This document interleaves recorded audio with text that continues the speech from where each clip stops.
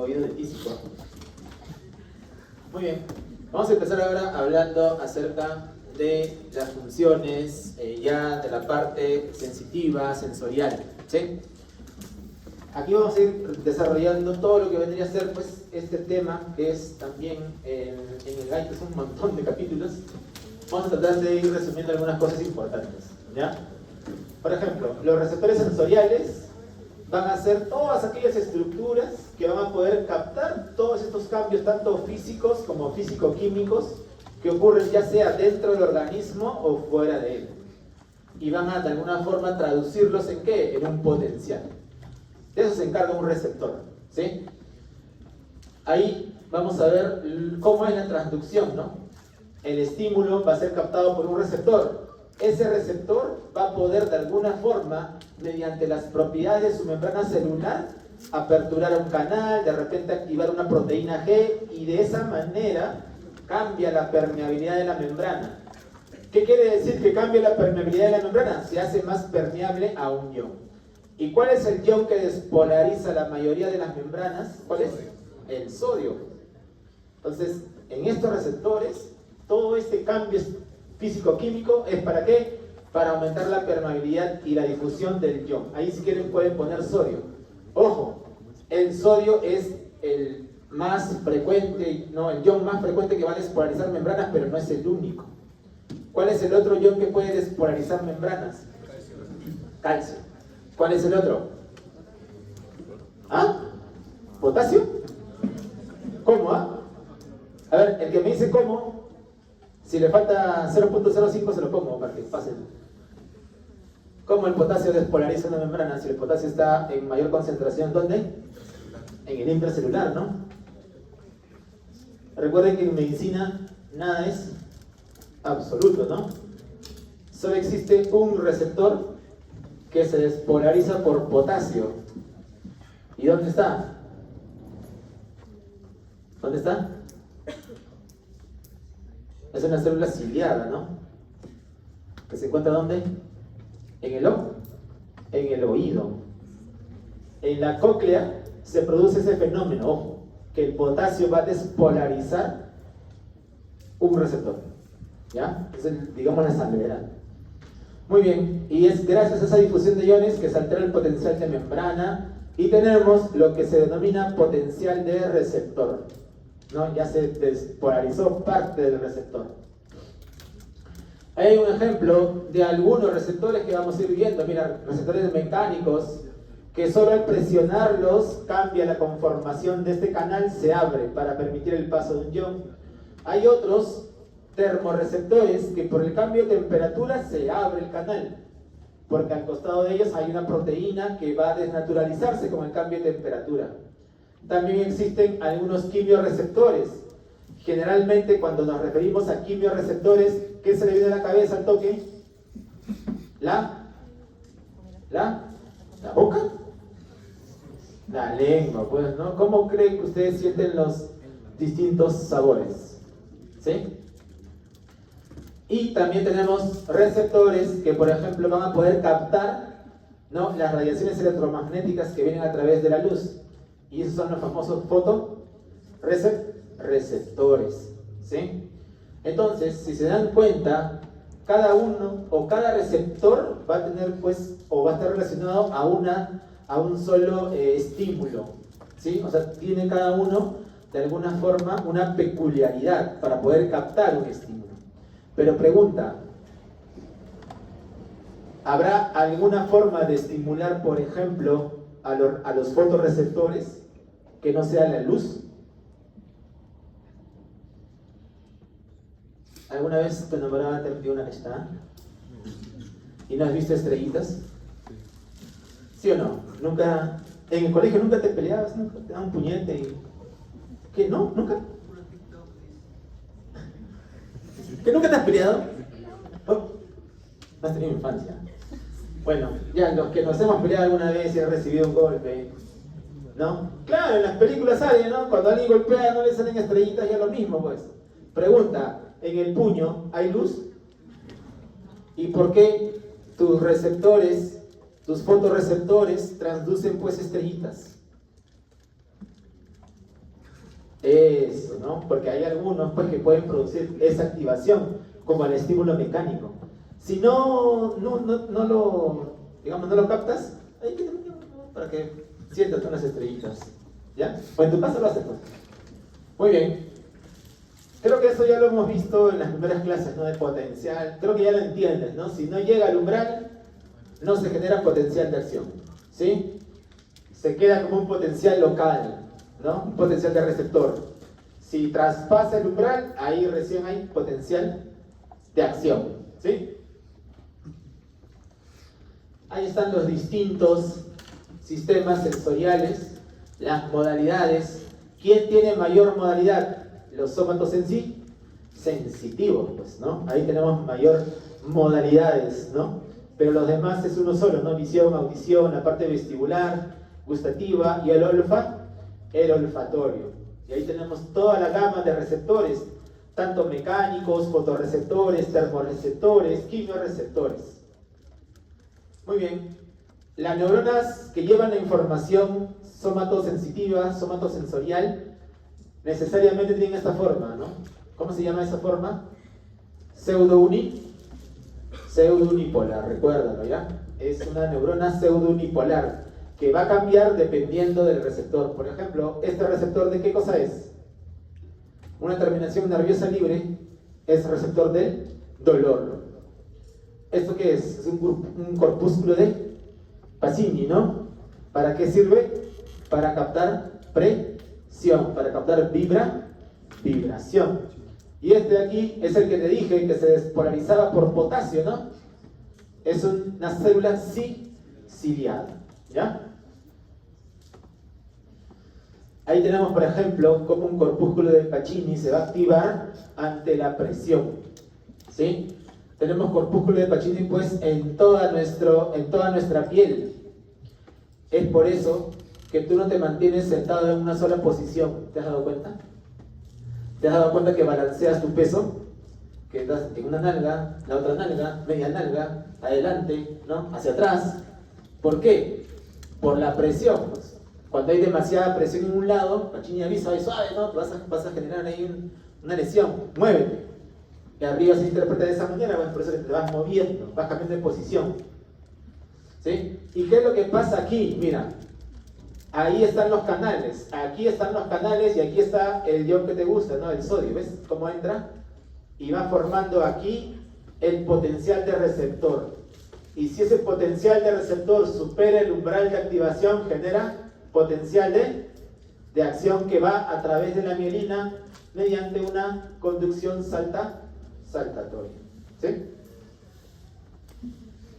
Ahí están algunos otros canales iónicos, ¿no? Sobre todo los mecánicos o asociados también a la presión. El campo receptor, mira aquí, es bien sencillo de interpretarlo. Una parte de tu piel tiene de alguna forma una neurona sensitiva que va a llevar la información de esa parte. Es por eso que aquí tienes varios pedacitos de piel. Todas ellas llevan la información a una sola. Pregunta el millón. Si todas estas llevan a una sola, si yo te hinco aquí y aquí a la vez, ¿tú percibes dos o percibes uno? Uno, pues, porque al final es uno solo. ¿Se dan cuenta? Si, por ejemplo, acá hubieran existido 3 neuronas que llevan la información por cada uno de ellos, si yo te hinco aquí y te hinco aquí, ¿qué percibes? ¿Uno o dos? Dos, pues. ¿Por qué? Porque cada uno va por una vía de entrada distinta. Eso es lo que tienes que entender de los campos receptivos. La modalidad, ya sabes, que es lo particular para cada receptor, ¿no? ¿Qué cosa va a poder captar y traducir? La localización se da a través de los campos receptivos, ¿sí? El umbral, que es lo mínimo para poder detectar un estímulo. La intensidad está reflejado ¿en qué? En la frecuencia de estimulación. O sea, acuérdate que el potencial de acción tiene tamaños. ¿Tengo un potencial más chiquito, uno más grande? No, es constante. Entonces la pregunta es, ¿cómo el sistema nervioso va a poder discernir qué estímulo es más intenso que otro? ¿Cómo lo diferencias si todos los potenciales son iguales? Si yo, por ejemplo, te toco con el dedo, se genera un potencial. Si, por ejemplo, te toco con una aguja, se genera un potencial de dolor, pero son de la misma tamaño, del mismo tamaño. ¿Cómo te das cuenta cuál es más intenso? Por la frecuencia. Cuanto más frecuencia de disparos exista, eso de alguna forma se capta como si que fuera más intenso. ¿Entiendes? Cuanto más frecuente es más intenso, menos frecuencia, menos intenso. Y la duración, hay receptores que siempre están informando al sistema nervioso y hay otros que se apagan. O sea, solo informan al inicio del estímulo e informan al final. Y eso te pasa muchas veces cuando te sacas un polo y te lo vuelves a poner. Te has percatado que al inicio, imagínate, es en la mañana, estás apurado, te pones lo primero que encuentras, está frío, lo sientes frío, si por ahí una etiqueta, ¿no? Estás que te rascas, si por ahí tenía algo, ¿no? Que te hinca, estás ahí buscándolo, pero luego pasa los minutos y preguntas, ¿sigues sintiendo esas sensaciones? ¿Sigues sintiendo si está frío, si está de repente arrugado? No, pues ya no. ¿Por qué? Porque ese receptor ya no informa nada, ya se apaga. Pero hay otros que no se apagan nunca, siempre estamos mandando información, como por ejemplo los receptores de tus cápsulas articulares, ¿no? Si se apagaran, si ya no mandaran información, te caes, ¿no? Así tengas fuerza, te caes. Porque no hay quien informe al sistema nervioso. Muy bien. Y está el control que se produce de toda la modulación de las respuestas, ya sea a través de las salidas, ya sea la inhibición o la inhibición lateral. Recuerden que en el sistema nervioso todo siempre es entre excitar e inhibir, nunca puede ser solo un lado. Y es por eso que acá, por ejemplo, ¿no? Existen neuronas laterales que van a producir la inhibición de un impulso. ¿Para qué? Para que yo pueda de alguna forma poder localizar dónde es el área estimular. Si yo, por ejemplo, te digo, cierra los ojos y con un lápiz puntiagudo te hinco en el dedo gordo, ¿tú me puedes decir qué dedo te he hincado? Claro que sí. Claro que sí. Claro que sí.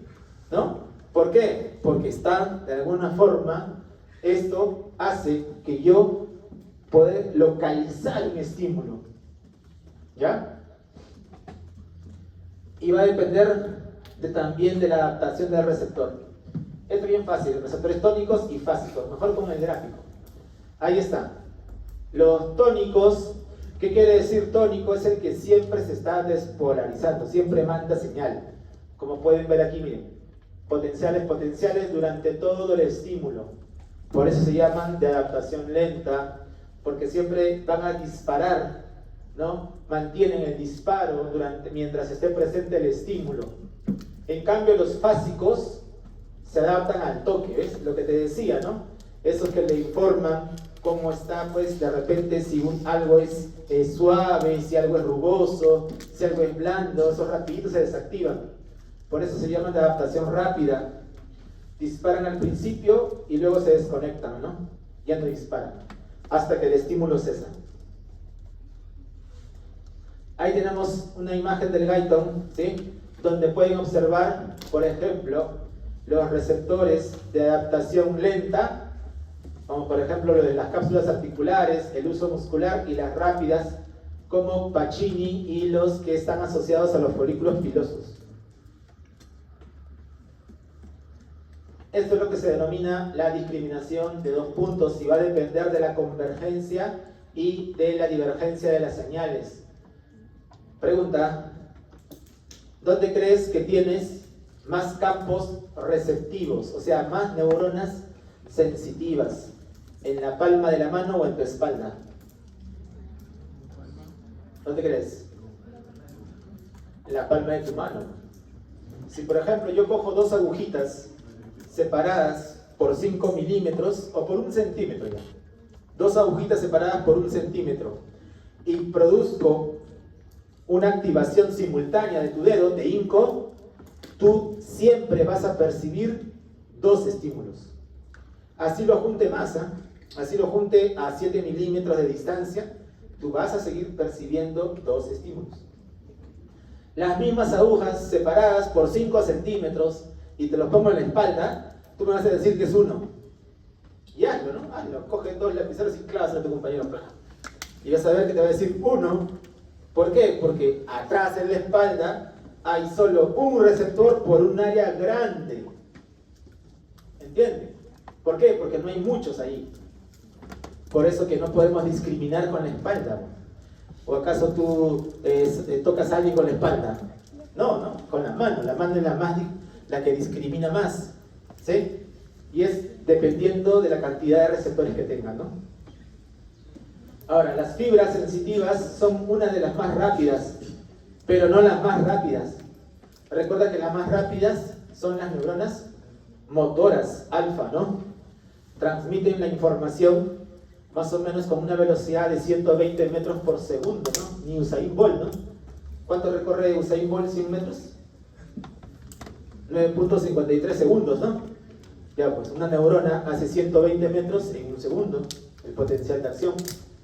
Es bien rápido, ¿sí? Las neuronas sensitivas transmiten más o menos un promedio de 80 a 100 metros por segundo, dependiendo del grado de mielinización, ¿ya? Y por eso tenemos aquí algunas fibras, ¿no? La clasificación de las fibras para que lo tengan en mente, ¿no? Las mielinizadas y las no mielinizadas. Y aquí, este cuadrito del libro Cantel nos explica cada uno de los mecanorreceptores, los térmicos, los nociceptores y los mecanorreceptores musculares, qué tipo de fibra lleva su información. Para que no te compliques la vida, ¿no? Date cuenta aquí nada más.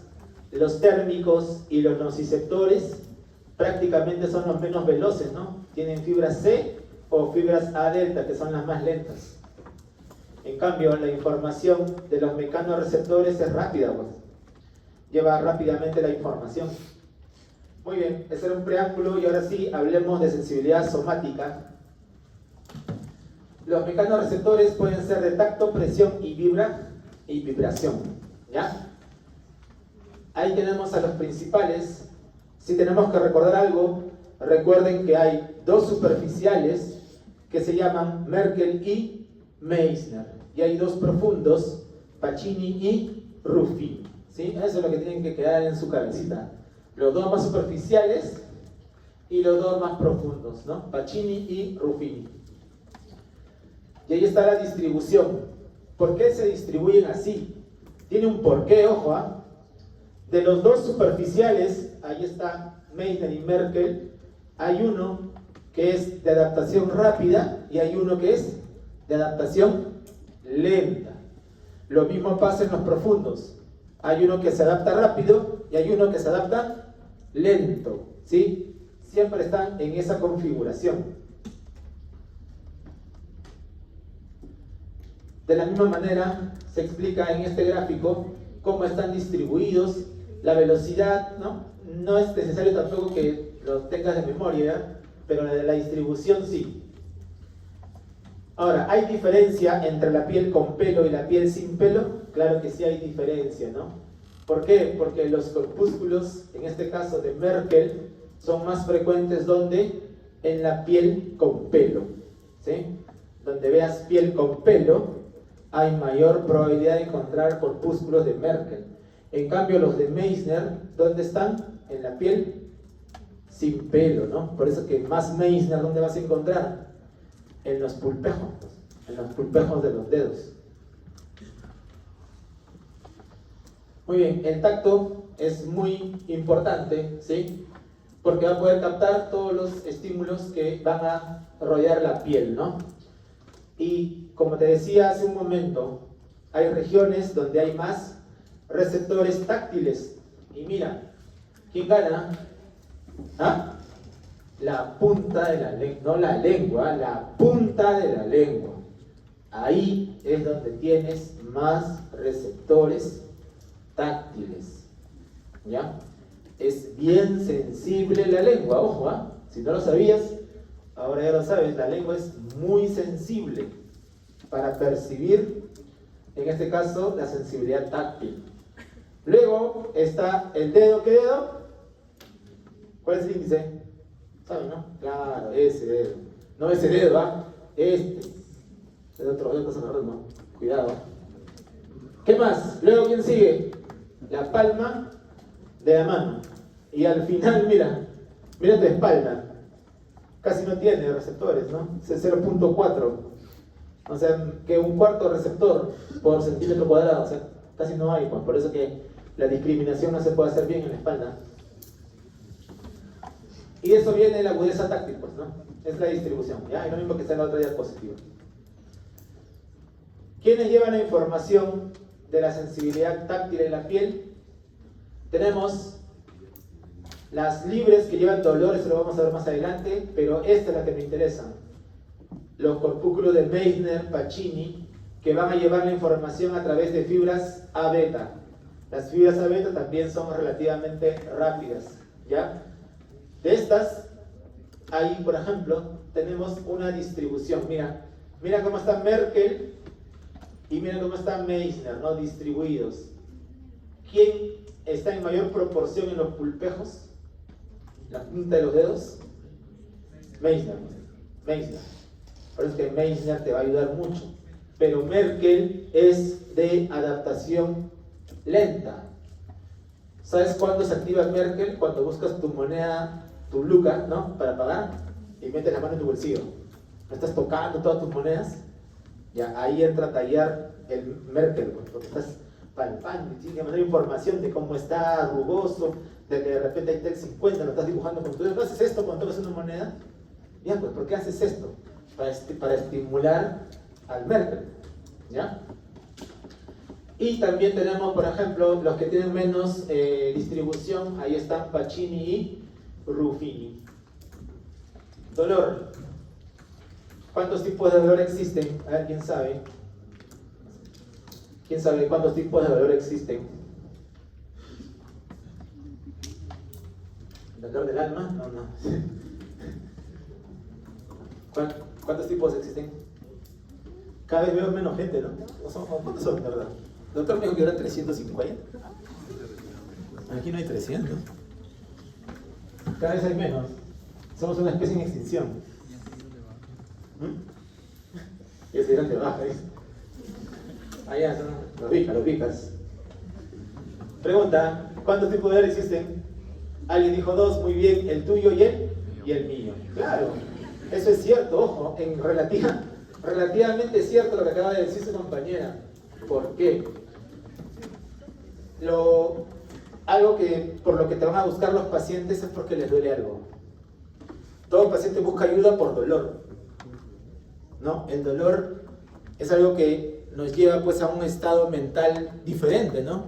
¿Te imaginas estar con dolor de cabeza y tener un examen? ¿Te imaginas estar con dolor de cabeza el día de tu grabación? ¿O estar con dolor de cabeza justo el día en que te van a pedir la mano? ¿No? ¿Entiendes? O sea, el dolor es algo por lo cual siempre te va a buscar un paciente. Y muchas veces menospreciamos el dolor. ¿Por qué?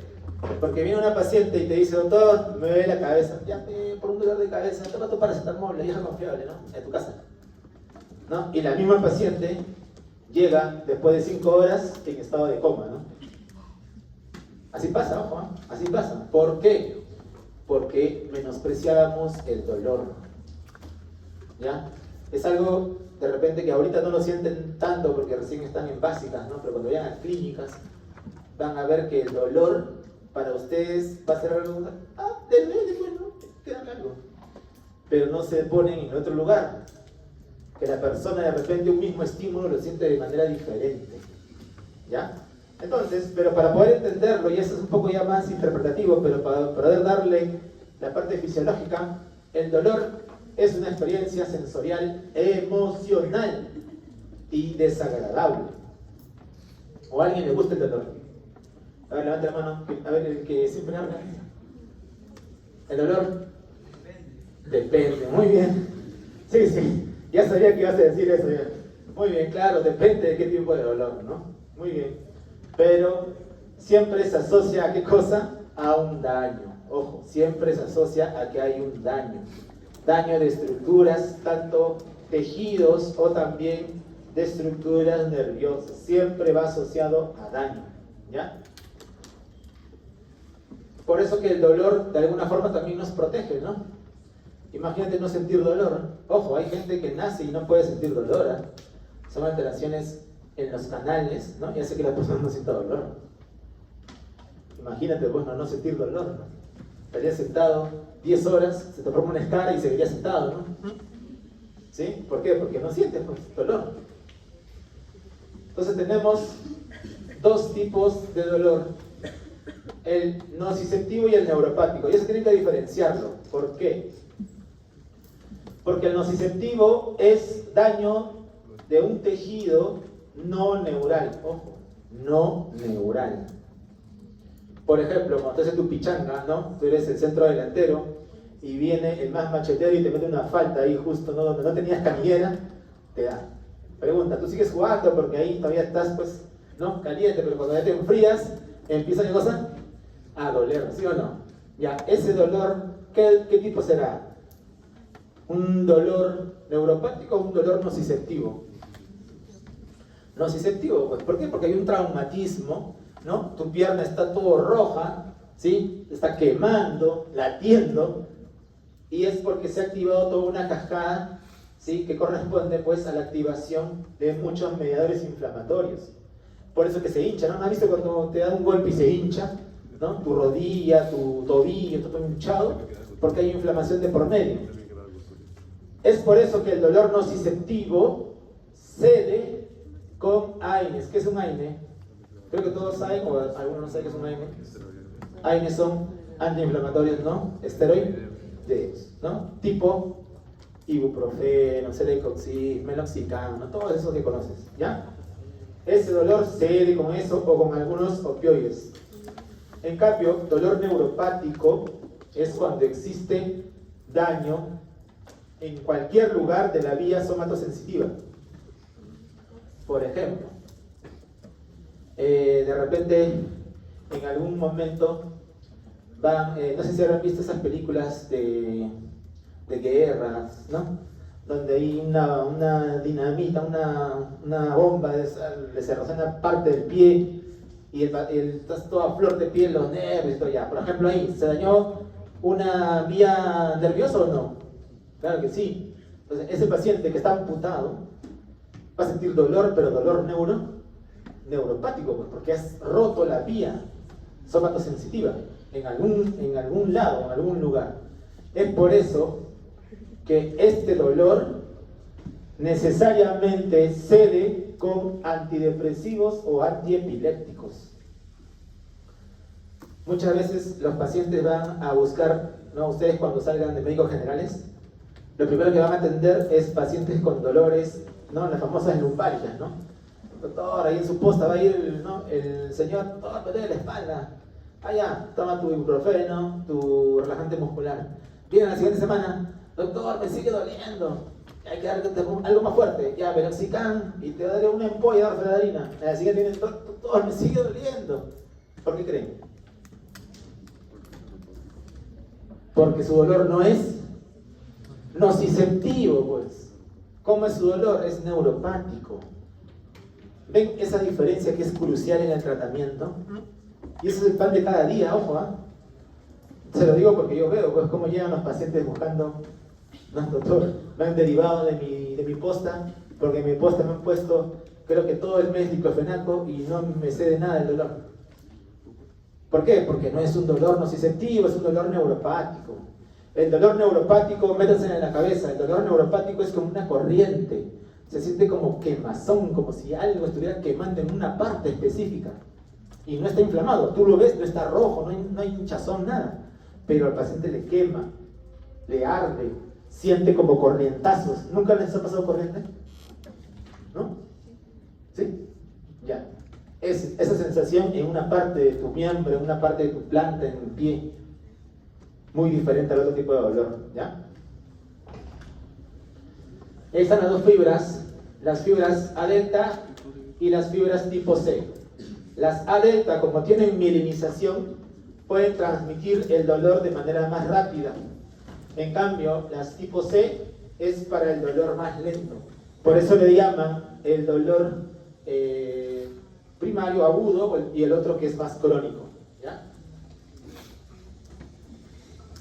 Las fibras que transmiten el dolor pueden ser las famosas terminaciones nerviosas libres, pueden ser pobremente mielinizadas o desmielinizadas, ¿ya? Ahí tenemos, por ejemplo, los receptores térmicos y mecánicos del dolor y los polimodales que son o van por fibras tipo C, o sea, amielínica. Toda la información, ¿por dónde entra? ¿Por el asta anterior? No, el asta posterior de la médula, ¿no? Por ahí pasa la información somatosensitiva, ¿no? ¿Por qué existe este dolor? ¿Por qué existe el dolor referido? ¿No se han preguntado por qué un paciente que tiene un cólico vesicular dice, me duele aquí, me duele la boca del estómago? ¿O por qué un paciente que se está infartando siente que el brazo izquierdo, en la parte interna, le está doliendo? ¿O por qué alguien que tiene pancreatitis puede sentir un dolor referido a la espalda entre los omóplatos? ¿Por qué? Porque estas vísceras huecas, al momento que llevan la información de sus receptores mecanosensitivos, su información entra justo al mismo nivel donde ingresa la información de la piel. Y los dos estimulan a una misma vía. Es por eso que existe el dolor referido. Como la parte que lleva la información del brazo justo entra a la misma altura que el corazón manda sus fibras, por eso que el paciente que se está infartando siente el dolor aquí, pues. ¿Entienden? ¿Ya? Por eso existe el dolor referido.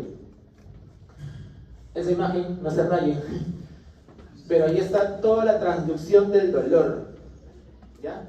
Todos los canales que existen, todos los mecanismos asociados a proteína G, para que conozcan nada más, no es para que memoricen, es para que vean que no es tan simple. Todo esto está en una terminación nerviosa libre, ¿no? Que puede de alguna forma enviar la información hacia centros más profundos. Y aquí, por ejemplo, ¿no? Por ejemplo, cuando te dije hace un momento que cuando te meten una patada, ¿no? Y se genera inflamación, ya la inflamación va a secretar prostaglandinas, va a secretar histamina, va a secretar potasio, y todo eso estimula receptores nociceptivos también, ¿ya? La traducción de la señal se va a dar a través de algunos receptores, los famosos TRP o TRPV, ¿ya? Que van a estar de alguna forma acoplados, muchos de ellos, a mecanismos de proteína G, como pueden observar aquí. Y algo muy peculiar es que existen, por ejemplo, algunos que son más sensibles al calor y otros más sensibles al frío.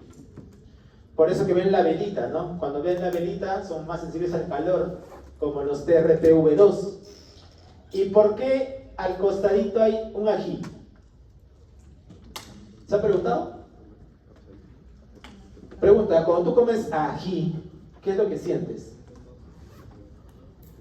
¿Nunca comido ají? ¿Nunca? ¿Ceviche con ají? Ceviche sin ají no se come, ¿eh? ¿Nunca has comido ají? Alguien que por favor que salga del grupo. ¿Con qué se siente cuando comen ají? Quema, ¿no? ¿No? ¿Y qué es lo primero que haces? ¿Tomas agua, sí o no? Para enfriarlo. Ya, pues, ¿por qué? Porque los ajíes, ¿qué cosa tienen? Capsaicina. La capsaicina activa el TRPV1 y genera transducción de calor. Y pregunta, ¿qué cosa te puede generar frío sin ser frío?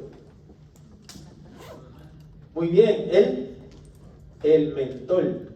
Los Hals, pues nunca, ese Hals extra, no sé qué cosa, sale extra frío, ¿no? No lo pones en tu garganta y sientes el frío en tus fosas. ¿Por qué? Porque el mentol estimula, no me pongan cara triste, el mentol estimula los TRPM8, que también transducen frío.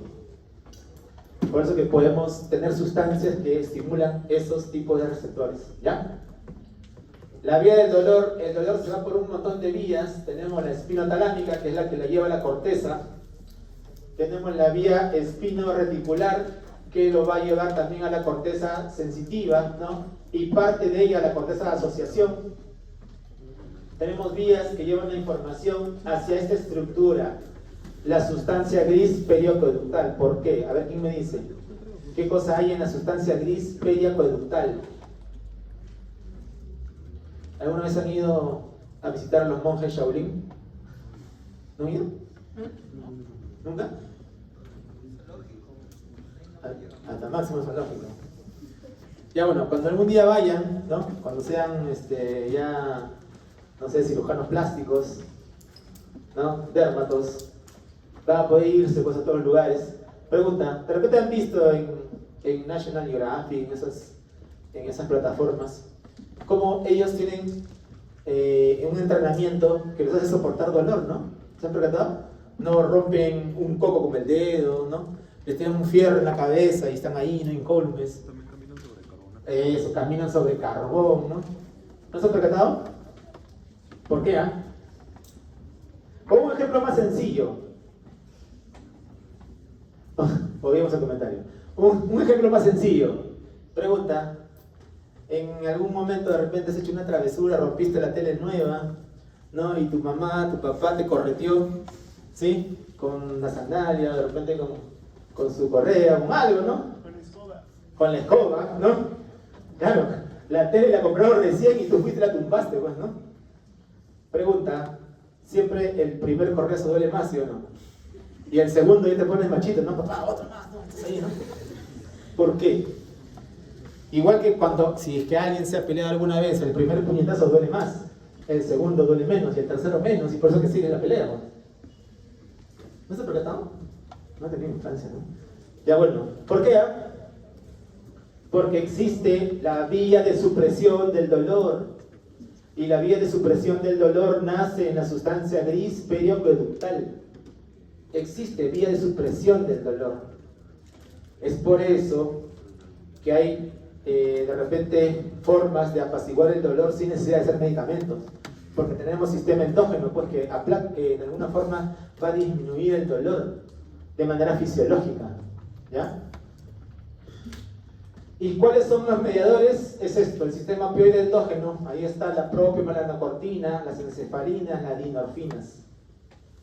El sistema opioide endógeno nace de la sustancia gris periaqueductal.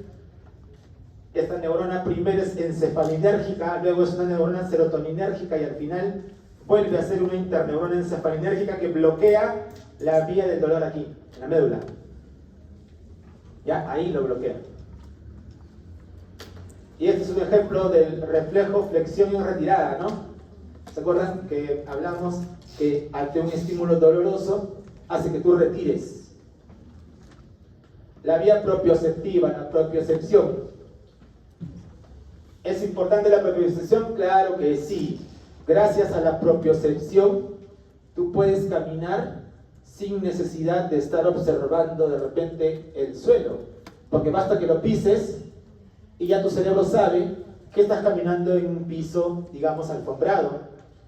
Que no es lo mismo, por ejemplo, cuando vas a la playa y pisas la arena, inmediatamente ya hay información arriba que dice, oye, estamos en arena, suave. Cambia tu forma de pisar. Lo mismo pasa también cuando estás en el agua. Toda esa información viene a través de receptores propioceptivos. También tú puedes saber la posición de tu pierna, ¿no? Sin necesidad de verla, ¿no? Estás sentado y ya sabes que tu pierna está por un lado, ¿no? Está al costado de la carpeta, está atrás, ¿sí? Sin necesidad de verla, porque los receptores propioceptivos informan de la posición de las extremidades, ¿no? Y de la misma manera también los usos musculares, ¿no? Tenemos muchos receptores propioceptivos, entre los cuales, por ejemplo, están las terminaciones de Ruffini, Pacini, ¿no? Que manda información vibratoria, usos musculares, órgano tendinoso de Golgi. Mira, los que transmiten vibración son dos, Pacini y Meissner, pero ¿cuál es la diferencia? Va a ser en la cantidad de ciclos por segundo. más vibración más intensa, lo transmite ¿quién? Pacini. Información menos intensa, lo transmite Meissner.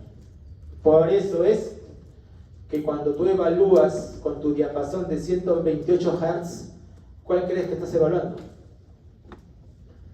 Si el diapasón tiene 128 Hz, es su frecuencia, pues 128. ¿Cuál crees que estás evaluando? Pacini, bueno, ¿ya? También hay receptores de las cápsulas articulares que informan de la posición de la rodilla al momento de caminar, al momento de correr. Los usos musculares ya sabes que van a informar del grado de elongación del músculo y se van a activar gracias pues a el martillo de reflejos muchas veces, ¿no? Ahí están los usos musculares. Eso del Guyton, ¿no? Puede ser bolsa nuclear o cadena nuclear. El uso muscular, si uno hace un corte del uso muscular, vamos a encontrar esto, mira, canales. Cada vez que se estira el uso muscular, se abren los canales y entra sodio y despolariza el uso muscular. Se dan cuenta que al final todo se traduce en eso, en que se abre un canal. ¿Ya? No se olviden que el estímulo para el uso muscular, ¿cuál es? La elongación o el estiramiento. Eso sí, resalte, no meten rosado, fucsia, naranja. Pero ese es el estímulo para el uso muscular. Y es por eso que en el reflejo miotático, cuando tú percutes, ¿qué es lo que haces? Estiras el uso muscular. Manda la información por la neurona sensitiva. ¿Hacia dónde? Hacia la médula, hacia el asta anterior. Va a hacer sinapsis con la motoneurona que inerva al mismo músculo para contraerlo. Pero a la par, parte de la información se va hacia el otro lado. Mediante una interneurona, la información excitatoria se transforma en inhibitoria, y es por eso que relaja al músculo antagonista del movimiento. ¿Ya? Eso también lo vimos en la clase anterior, ¿no? Una de las clases que vimos. Y este ya saben, pues, ¿no? El órgano tendinoso de Golgi. Ya sabes, el miotático inverso, ¿no? Tira chinches en el cuarto de tu hermano y dile que entre descalzo. Y ahí vas a ver el reflejo, flexión, ¿no? En el miotático inverso, ¿no? No, perdón. Este es el flexión en retirada. Aquí creo que había un lapsus burdo, ¿ya? El miotático inverso es este, el del órgano tendinoso de Golgi. ¿Ya? Sensibilidad térmica. Térmica, ya sabes, frío y calor. Pero pregunta, ¿el frío produce dolor? ¿Sí o no? ¿El calor produce dolor? Claro que sí, claro que sí. Yo te invito, cuando llegues a tu casa, mete la mano en la congeladora y prende el cronómetro. A ver cuánto tiempo aguantas con la mano en la congeladora. Porque va a llegar un momento que el frío se transforma en dolor. Generalmente va a depender de la temperatura. Lo mismo con el calor, ¿sí? Ahora, estos receptores se van a encontrar prácticamente en toda la superficie de la piel, ¿no? Y la información generalmente más, digamos de alguna forma, el receptor tiene mejor adaptación en este rango de temperatura, ¿ya? Ahora, ¿cómo se da la transducción de la señal? Generalmente las fibras que van a transmitir el dolor o la temperatura, perdón, son los A delta. Ya aquí no es interrogación, ya es A delta. Y también, por ejemplo, vamos a ver que el receptor o los receptores térmicos también tienen una distribución. Ahora, si hablamos del calor, ya el calor netamente como tal, mira de dónde va el rango. Ahora, generalmente vamos a tener los receptores, ¿no? Van a mandar la información por fibras C. Para que nunca te olvides, calor con C, pues calor va con C, ¿ya? Pregunta, cuando uno quiere de alguna forma percibir la temperatura de otra persona, ¿cómo lo haces? ¿Con la palma o con el dorso? Uno dice con la palma, otro dice con el dorso, pero miren ahí pues, ¿dónde hay más cantidad de receptores térmicos para el calor. En el dorso. Entonces lo correcto es hacer esto. Con el dorso de tu mano, tocar la frente del que está con fiebre, por ejemplo. No con la palma. Es con el dorso. ¿Ya? Igual también, por ejemplo, la mejilla tiene mayor cantidad, ¿no? Por eso que cuando estás en un ambiente sofocante, ¿no te has percatado que esto se pone más, ¿no? Quema más. ¿Sí? ¿No te has percatado? Quema más, pues, porque en las mejillas están más concentrados los receptores. En cambio, el frío se puede transmitir también por fibras A delta y tipo C. Ahora, ¿dónde hay más frío? A ver, pregunta, cuando empieza la temporada de invierno, ¿qué es lo que usas? O cuando te vas al Cusco, lo primero que haces es ir a la botica y ¿qué cosa compras? Mantequilla de cacao, ¿no? Chuño. ¿Para qué chuño? Ah, chuyo. Chuño, ¿qué estarás haciendo, chuño? Ya. Bueno, los labios, pues, ¿no? Claro, los labios también tienen alta concentración. Por eso que al toque con el frío, ¿qué hacen? Se empiezan, claro, se secan, pues, ¿no? Porque ahí sienten el frío. ¿Qué más? La punta de tus dedos, ¿no? Por eso que en invierno también usas tus guantes, ¿no? Porque sientes los deditos, están fríos, ¿sí? Muy bien. Y aquí en esta lámina, para que veas, observa. El calor se transforma en dolor a partir de los 45 grados. ¿Sí? Ya es dolor. Y a partir de los 15 hacia abajo, sobre todo de los 10 para abajo, ya el frío se va transformando en dolor. ¿Sí?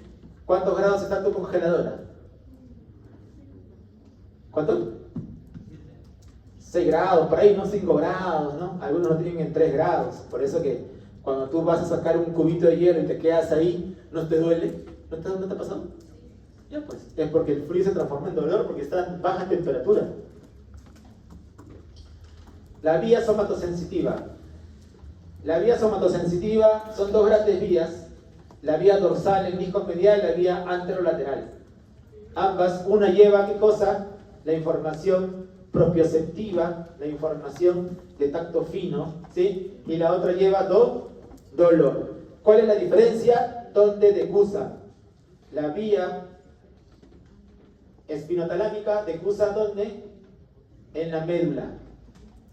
En cambio, la dorsal en disco medial decusa en el tronco del encéfalo, ¿no? En los núcleos gracil y cuneiforme. Esa es la diferencia. Y la diferencia es qué cosas llevan cada una, ¿no? Aquí, por ejemplo, está dolor, tacto fino, que va por la vía, el dolor y la temperatura que van por la vía anterolateral. Y la vía dorsal en disco medial que lleva, por ejemplo, tacto fino, propiocepción. Algunas características de la vía dorsal. Si la vía dorsal en disco medial lleva propiocepción, tacto fino es la más rápida, pues mira la velocidad.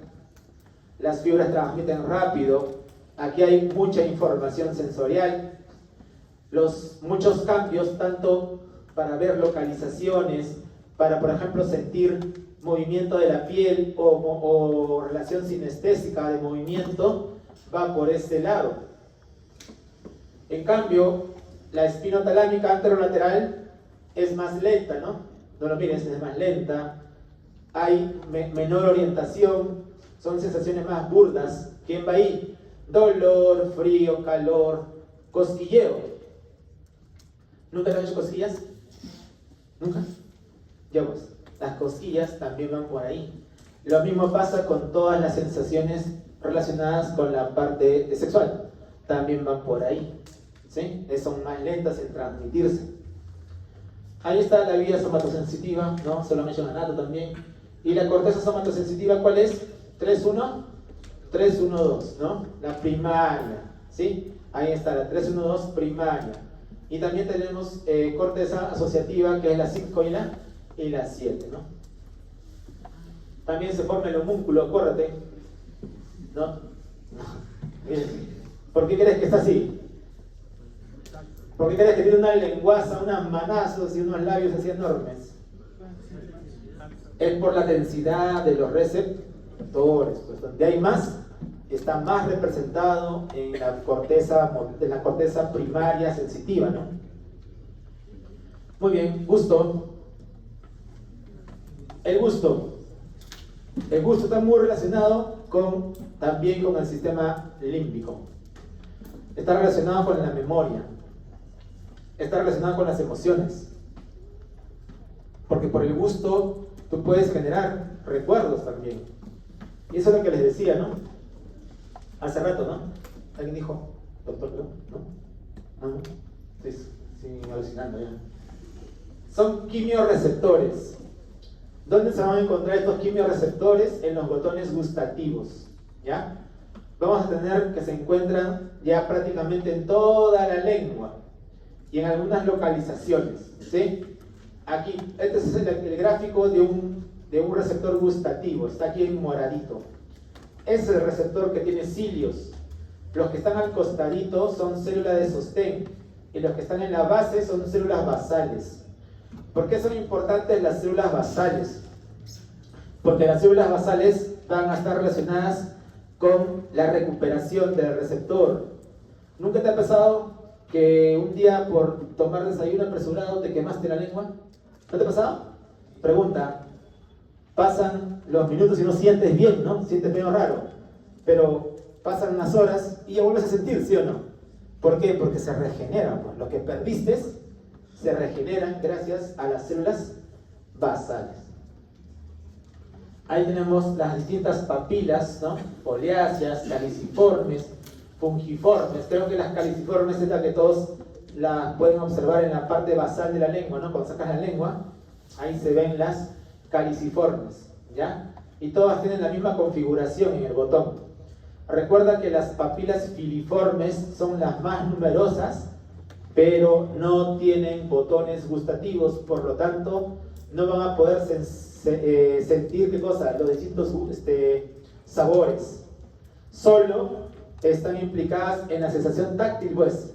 Por eso que tu lengua también tenía, ¿te acuerdas? Muchos receptores táctiles. Ahí está la lengua. Ojo, tú solo percibes ¿cuántas modalidades? Cuéntalas, pues. 4, 5. Dulce en la punta de la lengua, umami, salado, el agrio ácido y el amargo. El umami es el popular glutamato monosódico, ¿no? El popular no ainomen, ainomoto, ya el popular ainomoto, ¿no? Esta marca, pero es lo que te percibe el glutamato monosódico. Pregunta. ¿Cuál de todas estas modalidades es protectora?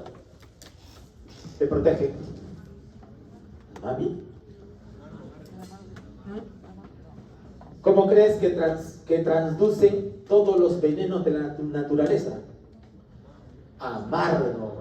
Cualquier veneno que exista siempre transduce como amargo. Es por eso que cuando uno prueba un poquito de amargo, al toque, ¿qué cosa hace?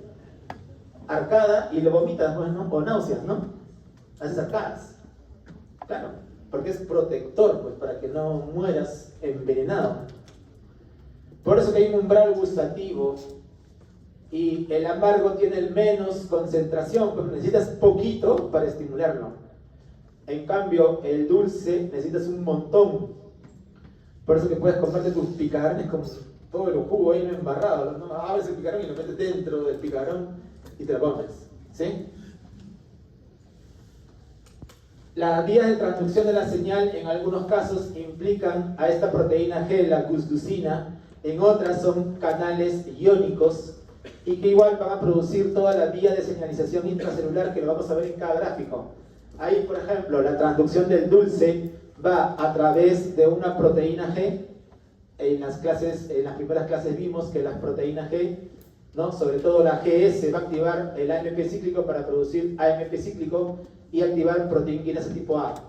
Las quinasas que hacen fosforila, pues fosforila es un canal. ¿Qué canal es? de potasio. Si yo cierro un canal de potasio, pregunta, el potasio se queda dentro de la célula y el potasio tiene carga positiva, despolariza a la célula y hace que entre calcio. Pregunta, ¿para qué quiero calcio? Para la exocitosis. ¿Qué transmisor está aquí? Glutamato. ¿Ya? Igual, por ejemplo, para el amargo tiene distintas modalidades.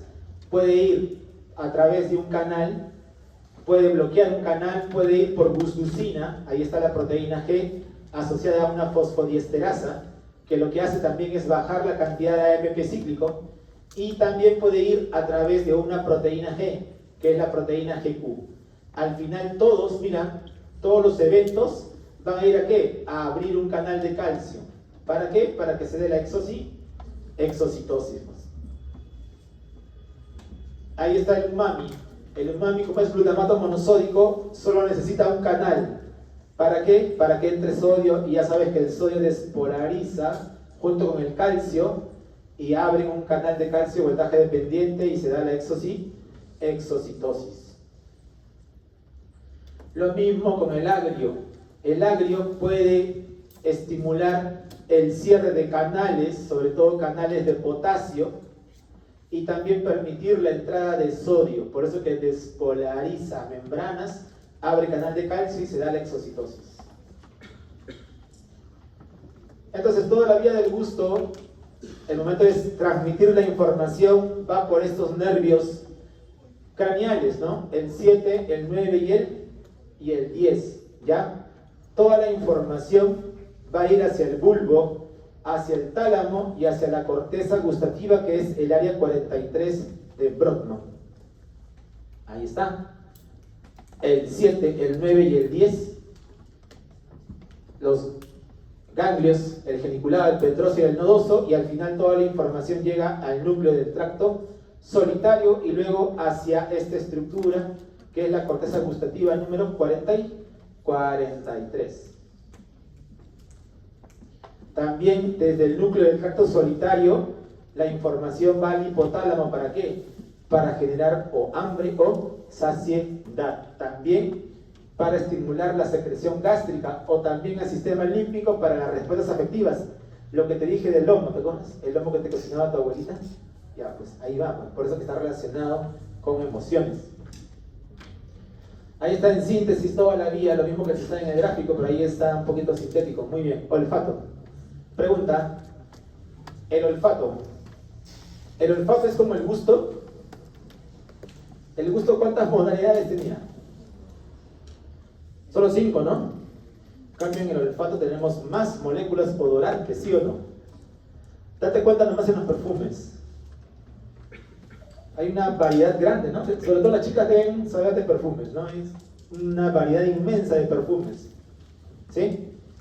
O aromas distintos, ¿sí o no? De mezclas. ¿Por qué? Porque en el gusto tenemos un montón de moléculas receptoras, porque también implica una gran familia de genes que transducen para poder formar esas proteínas.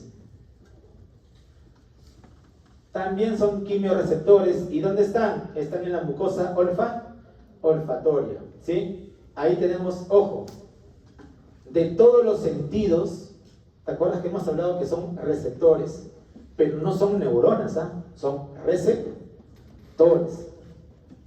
El único que es una neurona es este, el del olfato. El del olfato es una neurona que está de alguna forma modificada para poder transducir toda esta información.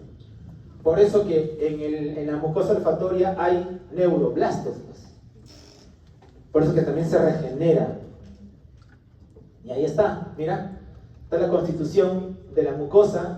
Aquí están las células que son neuronas, que tienen sus prolongaciones que están distribuidas en el moco, donde van las sustancias odoríferas y ahí captan la información. Hacia el costado tiene células de sostén y en la base están estos nichos de neuroblastos para poder regenerarlos. Ahí están las glándulas de Bowman que producen el moco, pues ese moquito que te sale cuando hay frío, cuando estás con infección, ¿no? Porque aumenta su producción, ¿ya? Pero aquí, en esto, es donde se da la captación de las moléculas odorantes. Entonces, cada una de ellas va a poder transmitir la información. ¿Y te acuerdas por dónde ingresan los axones de estas células receptoras? Por la lámina cribosa, pues así atraviesan el hueso. Ahí están las distintas moléculas odorantes, ¿no? Cada uno cambia, es una secuencia de aminoácidos, cambia la molécula para un distinto olor. ¿Y cómo se da la transducción de la señal? Mira, ahí le hacemos un zoom a una de estas proyecciones. ¿Y qué cosa tenemos? El receptor. Pero el receptor está acoplado a proteína G. La proteína G de este sistema se llama G-OLF, O-L-F. Del otro, ¿cómo se llamaba? Gusducina, ¿no? Gusducina, es G-OLF aquí. ¿Y qué es lo que hace al final? Produce AMP cíclico y lo que va a ocasionar es apertura de canales para que ingrese el sodio y siga cambiando la polaridad de la membrana junto al calcio, ¿ya? Y así viaja la información a través del bulbo olfatorio.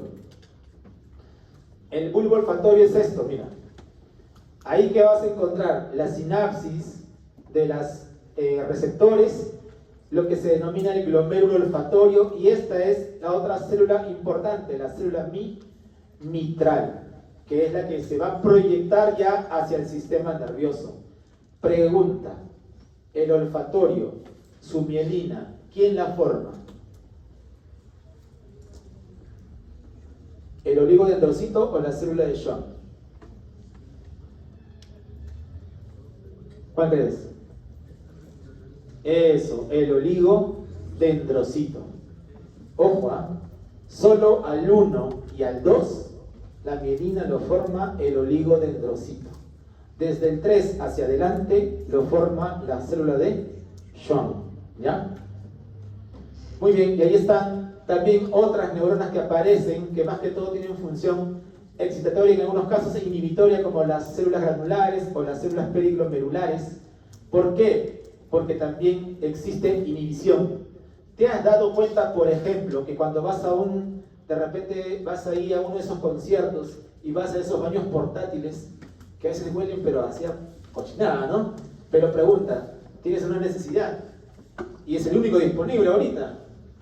Pregunta, ¿no te adaptaste al olor en un momento? Al inicio fue intenso, pero luego estás ahí, ¿no? Lo que demanda el tiempo que necesites. ¿Pero por qué? Porque te adaptas, ¿no? ¿Ya?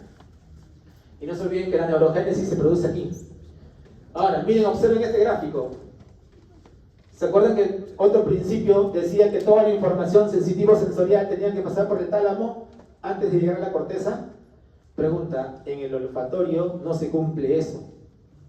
Puede pasar la información de frente, ¿a dónde? A la corteza orbitofrontal, a la corteza entorrinal, al propio hipocampo, de frente. ¿Saltándose a quién?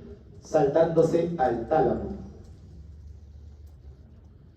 Existen algunas otras cosas, de repente, que en especies primitivas estaba más desarrollado, ¿no? ¿Qué es esta cosita? El órgano vómero nasal, ¿no? Que sirve sobre todo para lo que vendría a ser las feromonas, pero que ha dejado algún tipo de, digamos, en algunas mujeres sobre todo, está a veces relacionado con el apego que sienten hacia su pareja.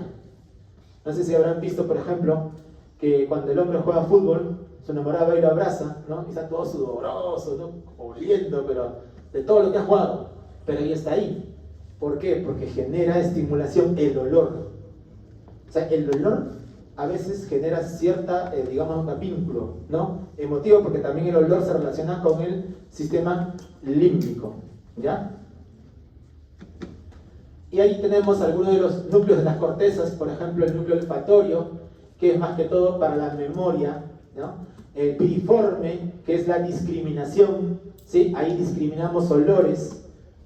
Lo mismo pasa a nivel del tubérculo olfatorio, que se relaciona con las estructuras límbicas, la amígdala, encargada pues de la respuesta emocional, la entorrinal con la memoria olfatoria, ¿sí? Es por eso que tú recuerdas el perfume de tu primer enamorado, ¿no? ¿Sí? hasta recuerdas de repente su olor. ¿Por qué? Porque eso genera memoria, ¿ya? Genera memoria. Algunos dicen, sí, sí, doctor, ¿no? Ya, es la verdad. Ahí está, ¿ya? Y la vía de salida, ojo, la vía de salida es depresora, es la que permite que te adaptes a los olores. O sea, llega la información baja, ¿para qué? Para que tú te adaptes a ciertos olores. Por eso que las células granulosas y las periglomerulares tienen esa función, inhibir. Muy bien, ahí lo vamos a dejar, ¿ya? Muy bien chicos, nos vemos la siguiente.